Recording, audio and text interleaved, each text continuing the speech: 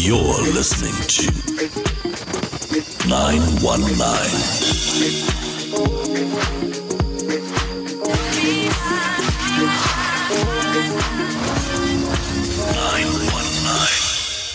We all love a good story. Stories of love and life. Stories that entertain and inspire. And the best stories are the ones that happen to be true. Every Friday night, Jack Devnarain is live in conversation with an iconic South African personality who shares the true stories that shape their remarkable lives. Join us for reality radio, as real as it gets. From 6 p.m. to 7 p.m. every Friday. 919. Reality radio, as real as it gets, only on 919. Hey, happy Friday. You're listening to 919. My name is Jack Devnarain, and this is Reality Radio. It's as real as it gets. Every Friday night, right here on 919, because we're on air from 6 to 7 p.m. and we are talking real stories. We've got our guest live in studio, as we have every Friday night. And tonight, it is such a pleasure to have my friend and colleague, Unathi Malunga. She is, and this is the most incredible list, entertainment lawyer, pianist, cellist, and an orchestral conductor. Where do I even start? It's so good to have you. Welcome. Thanks for being here. Thank you, Jack. It's my pleasure, especially since you're giving the interview. Yes, I know it's not the kind of setup we normally have, even though we speak to each other regularly, right? So this is, for me, this is a rare opportunity, because let's just start with the music. Where did the music come from in your life? The music comes from, I was a very musical child. I used to sing as a 3-year-old. Yeah. Always singing. I started the piano at 6 years old because my mom realized I was musical. The family I come from is a musical family. Okay, that's a big part of it, right? Yes. Yeah. And so I started playing very early on. I think when I was about 10 or 11, I then took up the cello because I wanted a second instrument. And then the orchestral conducting on its own is its own story. Yeah. But that's the story that we have to hear, because look, I can imagine you starting off as a 6-year-old. You love this beautiful instrument. You want to learn music, and so you go to a music teacher, right? Yes. Okay, and then they've got the piano right there. That's where you're going to learn all your notes and scales and things. Yes. In all my years, I've never had a piano at home to actually come back to practice to. You know? Really? Yeah. So normally you go to, you take lessons, you learn, and then you have to go practice at home. Yeah. I've never had the piano at home. I used to practice. There was a famous pianist when we lived in the Eastern Cape in Bishaw, and his name was Pat Machikiza. Yeah. He's quite well known. Yeah. And he used to play the piano at Amatola Sun. Yeah. So for those days when I was there, I would go and practice at his place. Yeah. That's beautiful. What was it like, just practicing, spending time with him? Well, I think he was probably my first exposure really to improv, to jazz, because I was very classically trained. I finished all my you go up to grade 8 and grade 9 in piano. I think I finished that in standard 9. So it was wonderful just hearing and seeing another black pianist, Yes. and who was making a living from it. But for me, piano became my way of putting me through school. Music became my way where I would get bursaries for it so I could stay at the school. Okay. And then later on, it became a pressure because of that. What kind of pressure was that? Because you have to perform. You the stress of not knowing whether you're going to stay at the school for the next term. I had to perform piano 3 hours a day. Cello, I would still have to fit that in on top of sport, on top of orchestra, on top of choir. So it became a stress later on. And that's why after matric, I didn't negotiate with anyone because my parents didn't ask me, are you doing a BMAS? I just told them, look, I'm doing a BA and I'm majoring in music and law. That was the compromise. Music and law. Yeah. That is a fascinating combination. But before we get to your university years, because I'd love to go into your masters in law and all of that. That's a world on its own. Just in terms of the capacity that you had to build within yourself as a young person, piano, rehearsals, second instrument, choir, and that's beside your normal schoolwork and all of that. Yes. Did you get a sense that you had bitten off more than you could chew? No, I think it's something I did for many, many years from junior school. I just had to learn to manage my time very, very early and very strictly. Sometimes orchestral rehearsals were before breakfast, and then your lunch hour, and then you still go to sport. And I was still a drummie, like a drum majorette. So I took I took part in almost everything. And it was when I decided, because I also used to draw and paint. And my teacher said, no, you cannot take art as well. Like, it's just too time consuming, and your music will suffer. It was always about, and your music will suffer. And did you think that she was right when she was giving that advice? Yes, I mean, I think I would never have become a visual artist, but I just wanted to develop that skill because I was good at it. I mean, I used to win school competitions, drawing competitions. Really? Yeah. So it's still a skill I have, and now I just do it as a hobby. Oh, that's beautiful. So it stayed with you throughout. Yes, absolutely. Yeah. So in your young years then, just take me back to the moment you decided why a second instrument and why cello? Why a second instrument? Okay, so when you start music, ordinarily they start you off on the violin or the recorder. Okay. Okay. So I was already doing piano and I really wanted to play in the orchestra. So I tried the saxophone. I could not blow a thing. I'm asthmatic. So that's, my lung capacity. So I really wanted a kind of sexy instrument. And so I just started trying around and I heard the cello and I took to it. Yeah. Yeah, and I had the best teacher in the world, Dr. Ishbal Shalter Douglas. Yeah, she's an amazing cello teacher. Yeah. It has such a unique sound though as an instrument. Beautiful. Yeah. So absolutely beautiful. You're now coming out of your high school years. You're looking at where do I go to from here? At which point did you decide law was your thing?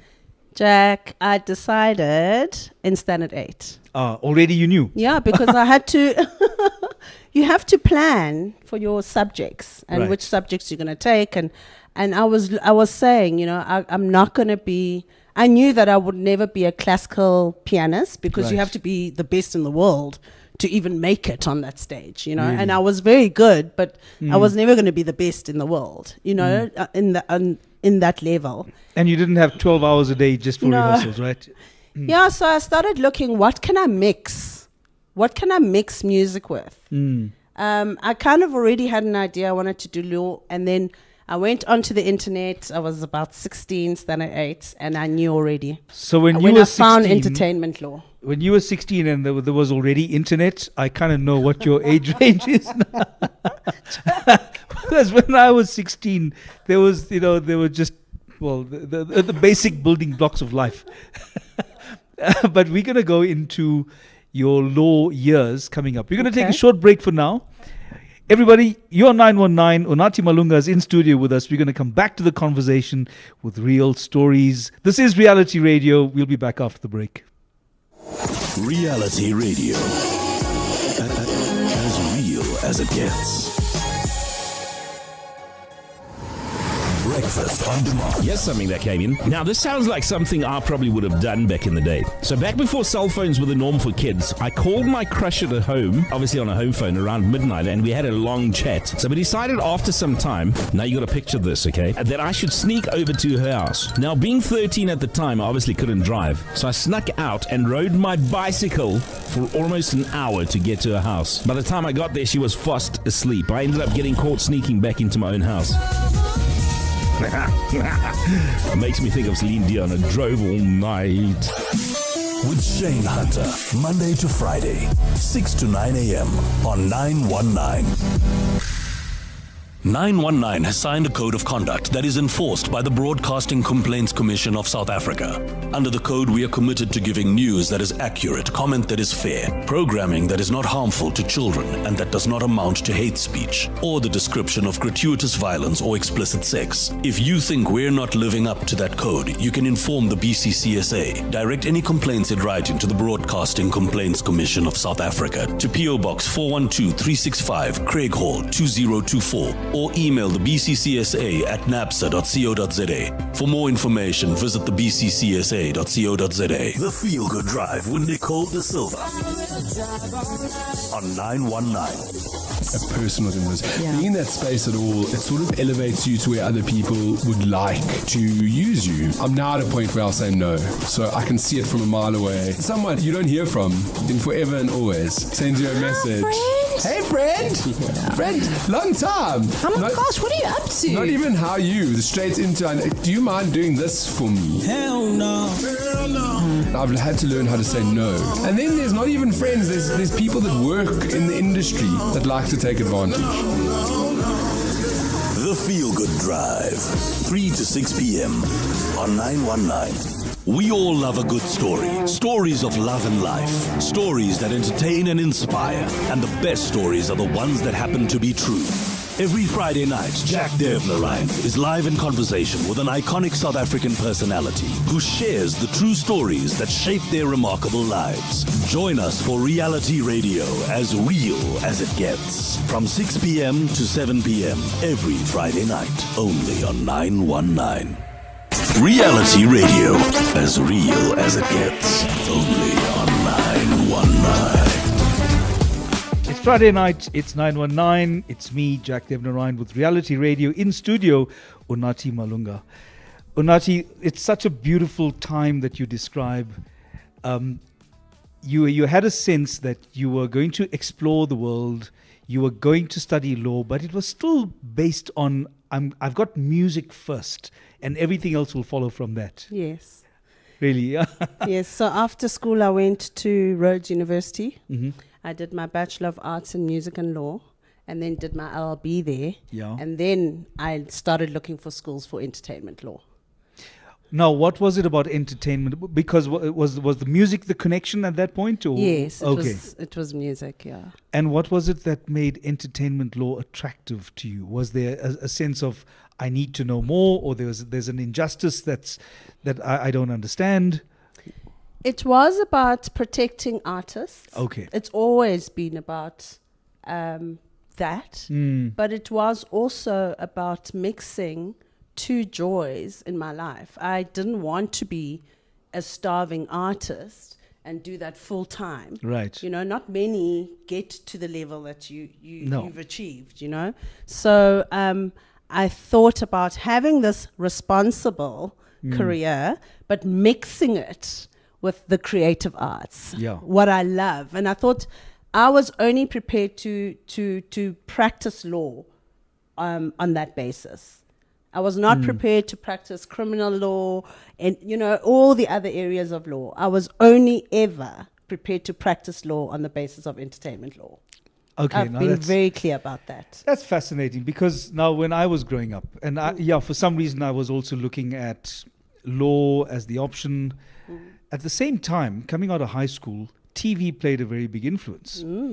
Because we had what was on Saturday night TV. Obviously, you know, still appointment viewing then. You know, you'll wait for your Friday night, you wait for your Saturday night because you got your favorite shows going on. Saturday night was LA Law. Yes. which was the sexiest thing on Absolutely. TV for any literate person who had an idea of how they would look in a suit. So that kind of it stuck in my mind. I admit it left an impression on me that made me think, I like how these people construct an argument. Yeah. By the time I ended up at university, just a few short years later, it was, for me, I had chosen law and philosophy. Oh, lovely. That's also a great combination, Jack. It was, and they interrelate very, very well. Wow. But in all of that, I still did my studies and in acting as well. Okay. Amazingly, that's also stayed with me. So entertainment law, in your case, Yes. combined the thing that had seen you through your young years. Yeah. You knew you're going to be a musician all your life. I did. I took a 15-year break, though, because of that pressure. Really? Yeah. It got to a point where I thought, I need to lay this down. And then I kind of went fully into entertainment law. So I wasn't playing the piano. I wasn't playing the cello on the side. Yeah. I laid it down. I just had enough. I mean, it's a lot of... Think of professional athletes and their training. That's the kind of pressure they put on musicians, especially if you're a bursary kid and you're getting money, for your skill, for your performance, for getting golds at our state fids. And, there's a competitive part of it as well. Are you a competitive person? No. Yeah. Yeah. I really strive to be the best I can be. Yeah. Yeah.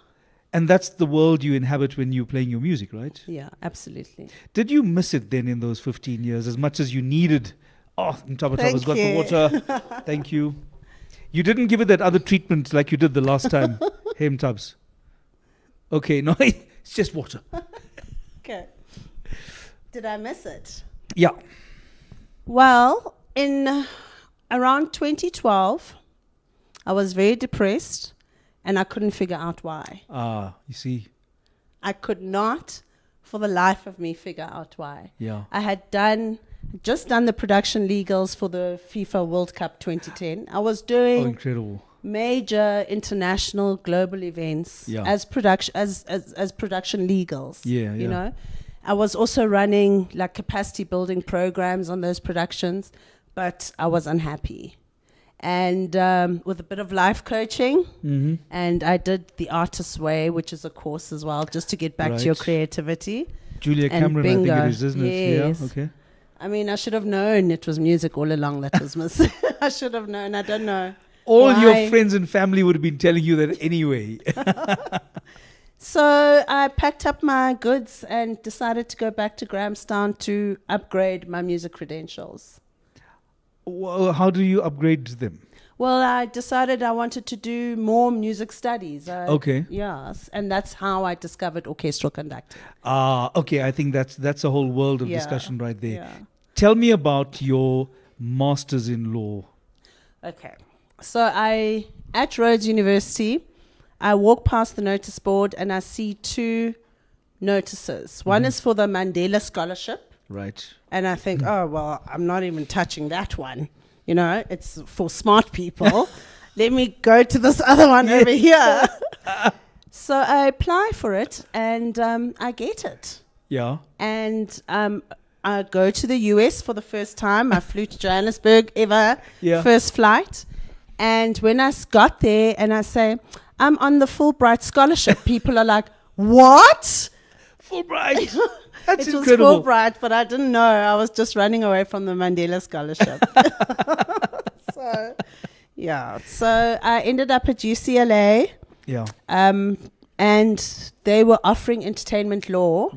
And initially, if you want to do music, you go to New York. But for some reason, I went to LA. Yeah. And that's where I ended up in the screen sector. I got more of the screen sector than music. Yeah. Because I was in Los Angeles. And not something that you were expecting to do, though, hey? Absolutely not. I still did my thesis on music. Okay. But I got so much screen sector experience and exposure that when I came back, obviously I was being prepared for the work I would then do. You've lived, studied, worked in the US, in South Africa. And if we're just talking about, let's talk about music industry, film, TV production industry, comparing the two, what do you think are the big distinguishing factors? Well, I think that people forget that the US industries actually went through the same challenges we are going through. They actually have the same history. The anti-competitive behavior. Yeah. It's all the same. Theirs just happened decades ago. You know what I mean? And so they've built those industries to what they are now. Obviously, the major studios are there. That creates a lot of work. That creates the infrastructure is not the same. Sure. But they had the actual same challenges. The guilds, the unions, they've all gone through that. I see. You know, so from that perspective, the history, it's almost inevitable that we are going through what we are going through. That's how I view it. So we are in an evolution. Yes, we are. Okay. What was your biggest challenge, your biggest contract negotiation as an entertainment lawyer? Come on, tell us who they were. My first boxing gig was bringing Layla Ali to South Africa. Oh, I had to go to Vegas and negotiate the deal. Really? I worked with the biggest boxing attorney in the world. He's considered the best. Yeah. And I called him and I said, okay, so this is what these are the deal points. Am I right? What advice do you have? And, and he was like, oh, you'll be fine. And I think that was my biggest. This was also the only deal I've ever needed to have security on. You had to have security going into the negotiation. I had to have security after we had secured her. That's incredible. Yeah. The rumor was a competitor promoter didn't want the deal to happen, and they were going to, we had people following us in Las Vegas and Los Angeles. Come on. My client was like, I think I need to get you security. And is that normal? No, I'm not representing the consigliere here, you know what I mean? But it sure felt like it. That was my only major deal. There's been another deal where I walked into the room and people were kind of paying each other in diamonds. Oh, come on. And I kind of walked in and walked out, I walked in and turned straight out. I thought, no, I did not see that. And I will not be involved. But otherwise, my work is ordinary. Ordinary, you say?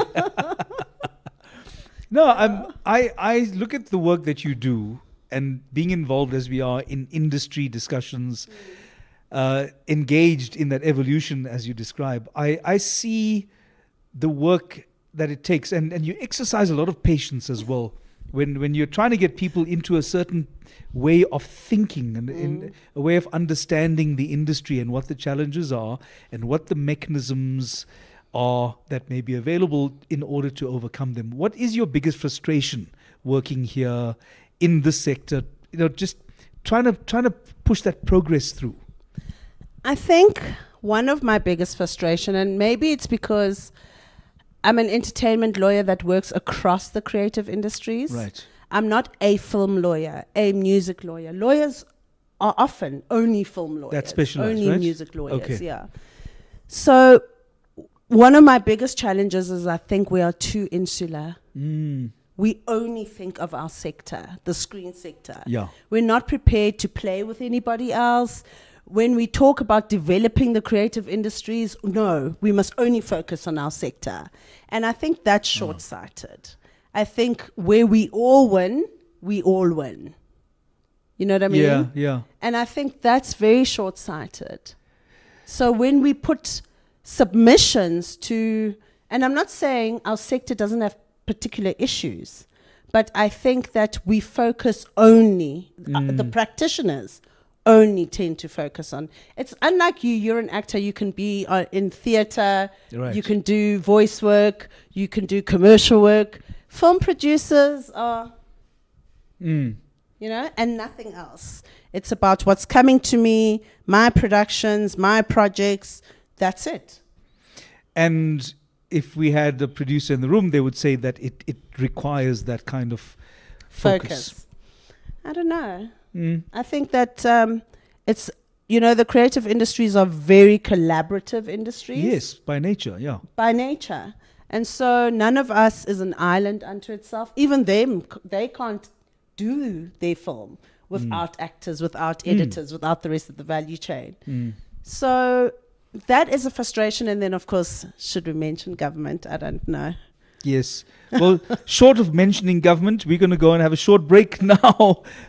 When we are back after the break, we're talking to Unathi Malunga.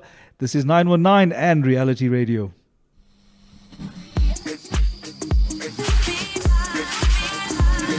You're listening to 919.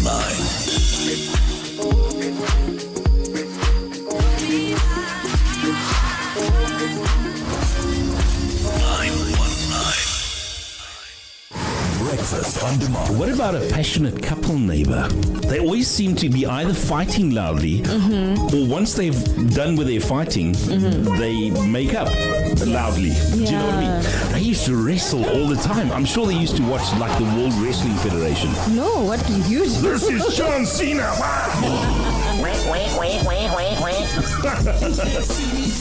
With Shane Hunter, Monday to Friday, 6 to 9 a.m. on 919. 919, your soundtrack of happy moments.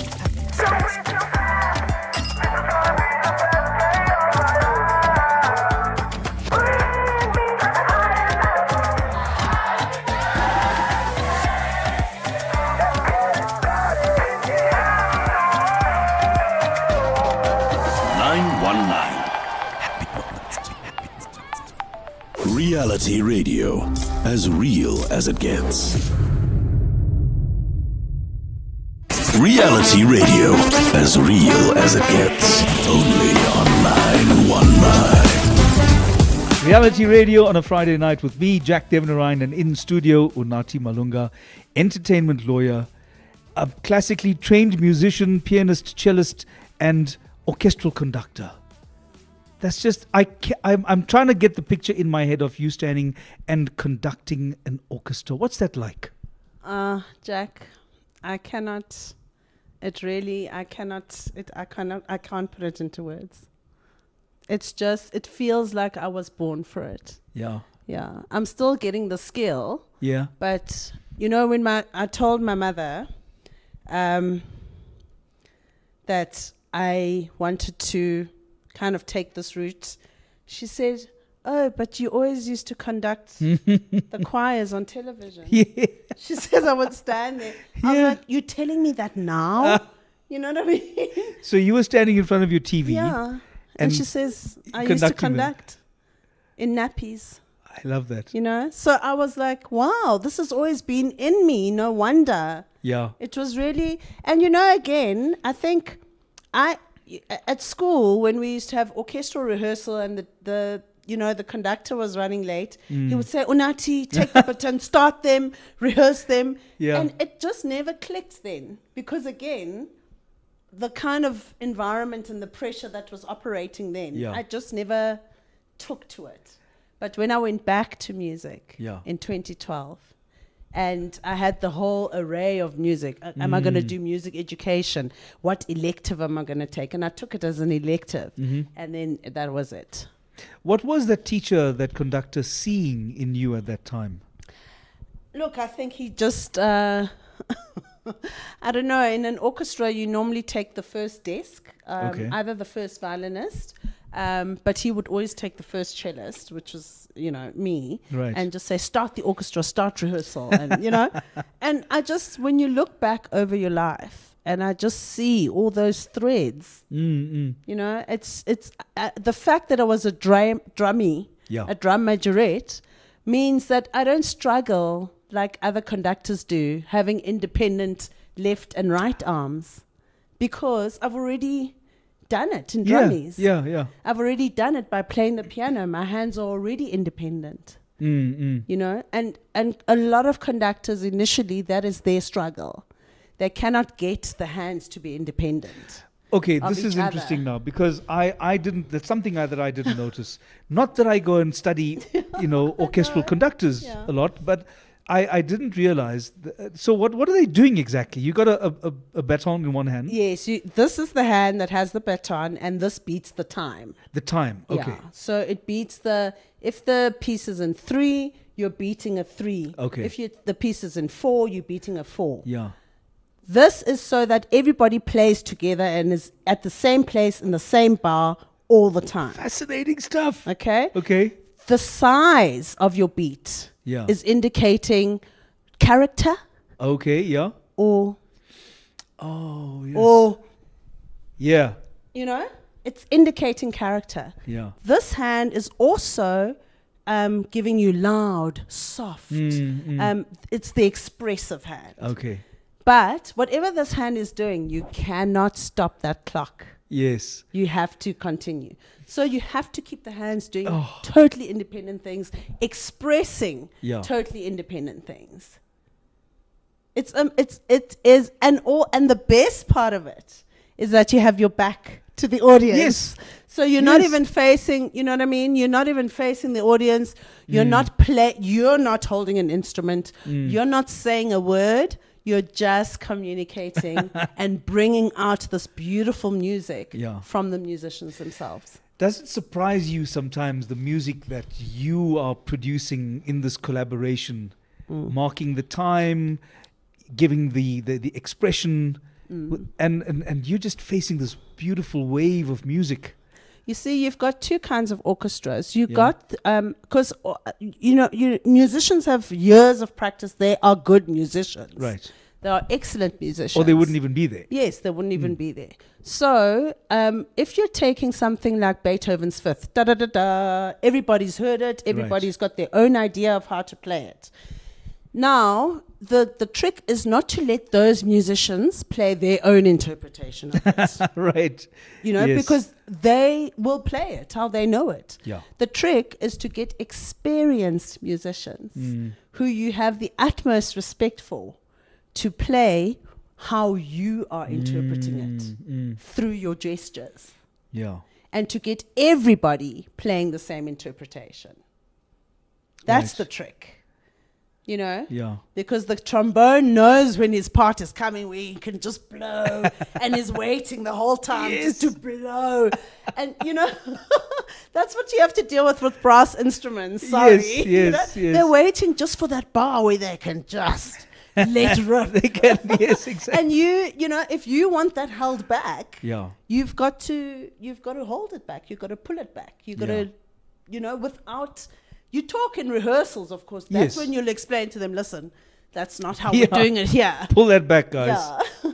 But, and then you just get this beautifully new, how you are pulling the music out. It is the most amazing thing. I look at just the light in your eyes when you talk about it. I see that you are in your happy place. Absolutely. So where are you now in developing yourself as an orchestral conductor? Well, I am trying to carve out some time. As you know, I'm very, very busy trying to make a living. So it's this balance between making a living and doing what you like. Yeah. I was offered an opportunity in Germany. I couldn't raise the money to go.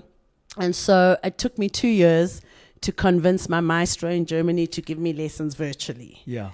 And so I'm at least having lessons from him. Virtual orchestral conductor lessons. Yes. Okay. Trying to strengthen my technique. Right. Yeah. Because at that level, it's all about technique. Yes, isn't it? It is about technique. It's about musicality. You need to understand each instrument. You need to understand the sound that each instrument can make. You need to understand this particular marking in the music means the bow of the violins must be chick or how, you know what I mean? Yes. So you need to know what those markings are, what you expect to hear from the musician, and if the musician doesn't give you that, you stop the rehearsal and you address it. You do that straight away? Yes, you have to. Oh, okay. Yeah.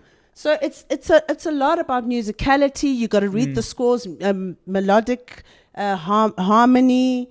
There's a lot. There's a psychological leadership element to it. Really? It's a lot. Explain that part now. I mean, You obviously you have to be in a leadership position, being the conductor. Being So- the conductor, leading the team, getting the team to play together, making sure, group dynamics can be very different dynamics Right. than one-on-ones, So there is that kind of element to it. There are conductors who, and getting the orchestra to understand you. Bernstein is very different from Karajan, is very different from, another conductor. Did you watch the Bernstein movie though? Yes, I did. Okay, good. Yes, I just thought it needed was to check very that. good. Yeah. Yeah. Okay, so each one brings a different style and a different Absolutely. dynamic as a leader. Yeah. What's your style as a leader? Oh gosh, Jack, I'm I'm quite diplomatic and democratic, but Yeah. I think I'm still focused on getting myself to be a conductor. And I say to people, getting myself to be a great conductor, let's say. And I say to people, because I'm a Fulbright scholar, I could have gone back to the US and they would have blown me up maybe in some small town. Here's a conductor from Africa, Yes, I can hear the drums already. Yeah. But I wouldn't have been the best conductor I can be. I think I'm prepared to step back from the public element of it, hone my skill well, become a great conductor. I believe in putting in time. Yeah. Putting in your 10,000 hours or whatever it is. I've done it with piano. Yeah. I've done it with cello. I believe in that. I believe in being the best you can be. Yeah. I did it with law. I did an extra year of articles when I didn't have to. Okay. Because I wanted to be a good lawyer. I think that's incredible. But at the same time, you also have a certain reserve about engaging on a public platform, Yes. public speaking, that sort of thing. What was your experience of that? I think at school, as I said, I performed a lot. So when I'm at my piano, I don't mind performing. But I think the entertainment law work has really, because, I'm a suit. So as a suit, you are behind the scenes. I'm making your vision Yeah. come true. I'm pushing your dream. Yeah. So I've done almost 30 years of behind the scenes work. And so that's where I'm more comfortable. And that's why Sure. I say with conducting, at least I'm not facing the orchestra. I've got my back to the orchestra and I can just focus To the on audience. the musicians. Yeah. But I know that you To the audience, yeah. Yeah, back to you the you audience. did your public speaking and things though, didn't Yes, you? Yeah. yes. No, look, I'm a good public speaker. I'm just not I'm not somebody who can think on my feet. Like I don't like media interviews except with friends. Oh, yeah. This is hardly a media interview.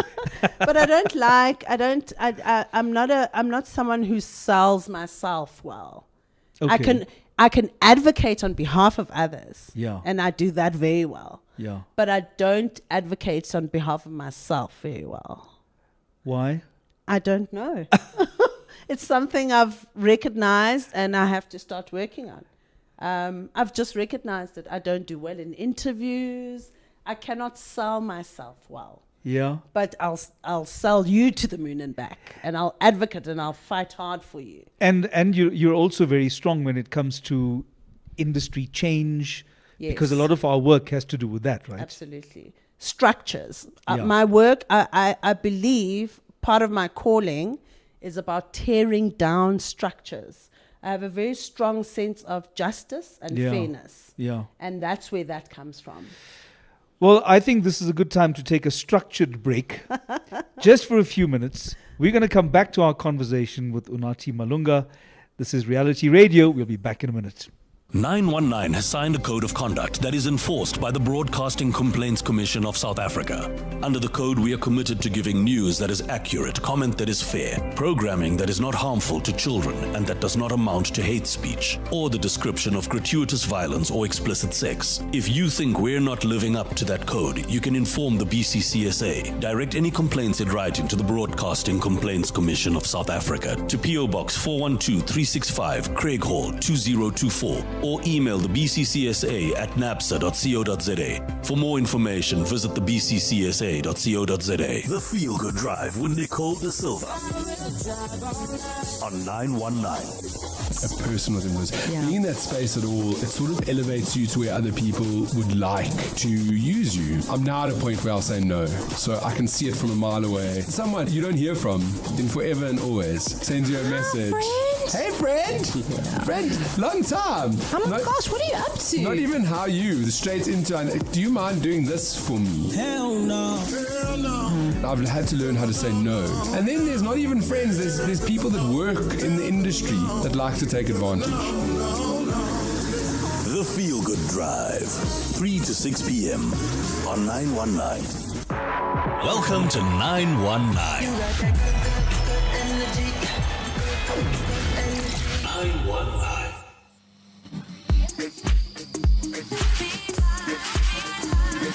You're listening to 919.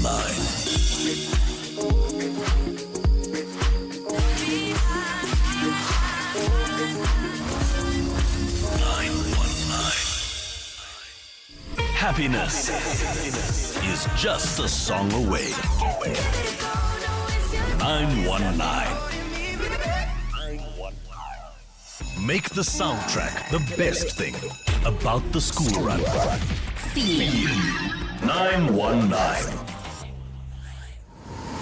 Breakfast on demand. Here's something that came in. Now, this sounds like something I probably would have done back in the day. So back before cell phones were the norm for kids, I called my crush at home, obviously on a home phone, around midnight, and we had a long chat. So we decided after some time, now you got to picture this, okay, that I should sneak over to her house. Now, being 13 at the time, I obviously couldn't drive. So I snuck out and rode my bicycle for almost an hour to get to her house. By the time I got there, she was fast asleep. I ended up getting caught sneaking back into my own house. Makes me think of Celine Dion. I drove all night. With Shane Hunter, Monday to Friday, 6 to 9 a.m. on 919. Reality radio, as real as it gets. Reality radio, as real as it gets. Only on 919. Reality radio on a Friday night. We're in conversation with Unathi Malunga. It's so good to cover the range of things that we've spoken about so far. I can't believe we've just got like about 10 minutes left. There's so much more I want to know. Okay. Do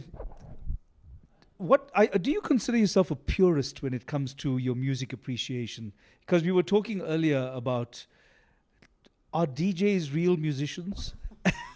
I'm not sure what you feel about that.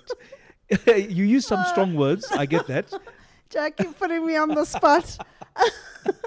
Look, I think a musician, and I am an old school proponent in, I believe that if you're a musician, you must play an instrument.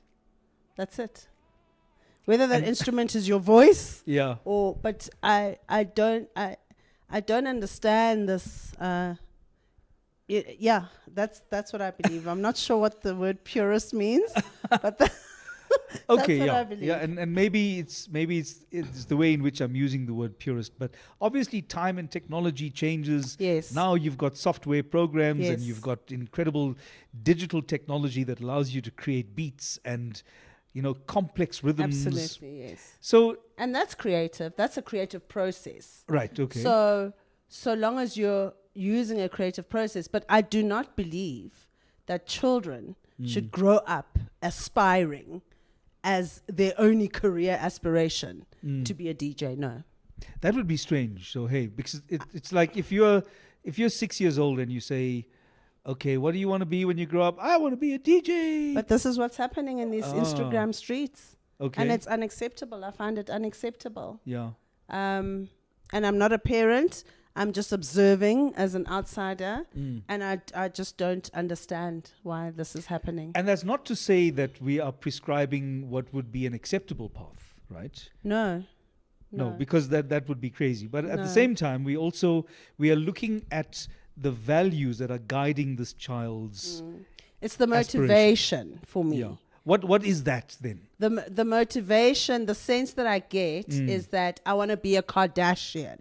I want to I be a chef I see, because yeah. of the chef shows. Okay. I want to be a DJ because DJ so and so. You know, it's what's lying behind. Yeah. And it's not about getting the skill and being the best DJ you can be. It's about this idea you have in your head that a DJ means this kind of lifestyle. Yeah. That's what I think is very dangerous, to be breeding Okay. in children. So we're selling a lifestyle. That's what social media is really good at, right? And in fact, from what we've seen with social media is that people are pretty shameless when it comes to, I want to be celebrated. That is something that I don't get. I struggle with that because I often look at people who demand the limelight and I say, but what is it about you that makes you think you deserve the limelight? I think we're also in a day and age where, for example, if we use a tendertrepreneur Yeah. as an example. So people are getting money or getting jobs when they can't even perform the skill that they're saying. Because they get that tender and then they go outsource it, right? Exactly. So all I'm asking is, please just be good at what you say you do. Yeah. You chose that path. Please do what you say you do. Yeah. Can we just have the integrity of that? You know, that if you say you're an actor, then act. Right. You know what I mean? Show me your skill. Get some skill. Invest something Yeah. into your own skill. And I think that's what's missing. And unfortunately, you know, my mother used to be a career guidance teacher. And she was in education. I've got a big part of me that's educational. And I feel like I do think that it's a pity. I don't know where guidance went, but it seems to be gone. We are talking also about, and you mentioned integrity. It reminded me, we chatted earlier about friendships. So tell me, the integrity of the friendship you have with Lebogang Leboluane, because Lebogang sent a message to the show and we are so happy that, you know, she sent a message to say that she loves listening to you and all the thoughts that you have to share and all your perspectives and the story of your journey, your story. So is that an example of one of those friendships with integrity? Yes, I think so. Thank you, Lemu. I am a very big friendship person. I mean, most of my friends are boarding school friends Right. from way back. Yeah. When I went to the US, I was adopted by a family. That was in the year 2000. I still speak to them on Skype. I still visit them. They still come here. So I'm a big relationship person. I like to nurture my relationships, and I want true relationships. I don't. Yeah. The minute I see a friend slacking, or then I back off a bit. Because I don't want one-sided relationships. Isn't there a place for a friend to step up and say, you could be doing more? You could be doing more. I've never been accused of being doing more. No, you would say this to the friend, right? Oh, yes. No, of course. Yeah? Yes. No, I would address it. But what I'm saying is when I see that a friendship is one-sided, I can step back. Yeah, I find that as well. And the thing is, I'm always willing to give the person the benefit of the doubt. Yeah. You But know? I think there must be mutual respect in friendships, and I find that's not always the case. People befriend each other for all sorts of different reasons. Sure. And there's just no mutual respect. That's a big thing. Yeah. You got to be, I think whether you're raised in it or not, there's always place in your life for you to see what respect is and what it does. So as I suppose it's amazing how, for all the guests that I've had on the show, strangely, we always come round to this idea of, these are strong personalities with a view. They are looking to change things in the world around them. And perhaps it's unfair to reduce that objective to being an activist. But the word kind of captures a lot. Do you think of yourself as an activist?